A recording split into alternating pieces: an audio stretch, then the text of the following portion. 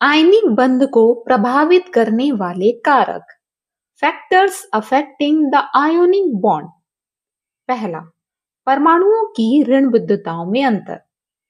आयनिक यौगिक बनाने वाले तत्वों की ऋण विद्युताओं में यदि अंतर अधिक होगा तो आयनिक बंध भी उतनी ही सुगमता से बनेगा।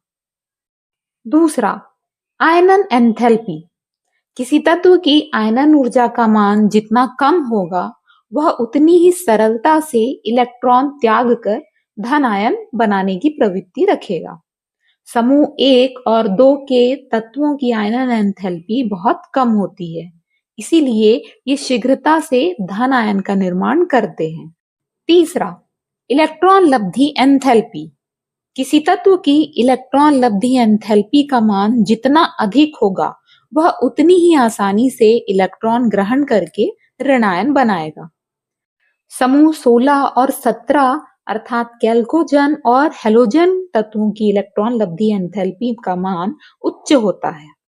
अतः किसी आयनिक यौगिक में धन आयन की आयनन ऊर्जा कम और ऋण आयन की इलेक्ट्रॉन लब्धि एंथैल्पी उच्च होनी चाहिए, तभी आयनिक यौगिक सुगमता पूर्वक बनता है।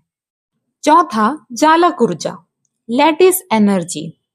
आयनिक यौगिक ठोस अवस्था में क्रिस्टलीय रूप में रहते हैं। इन क्रिस्टलों का निर्माण आयनों से होता है।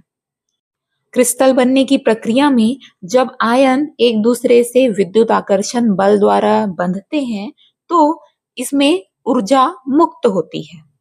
इस मुक्त हुई ऊर्जा को ही जालक ऊर्जा कहते हैं। इसे हम अंग्रेजी के लेटर U से प्रदर्शित करते हैं।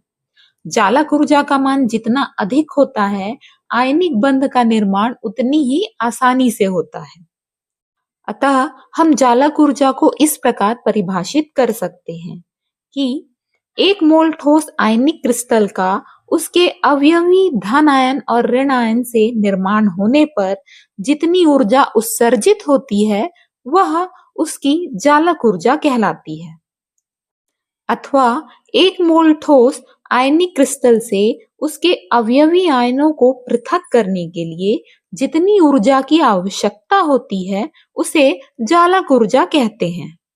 जालक ऊर्जा का मान आयनों के आकार और आयनों पर आवेश पर निर्भर करता है।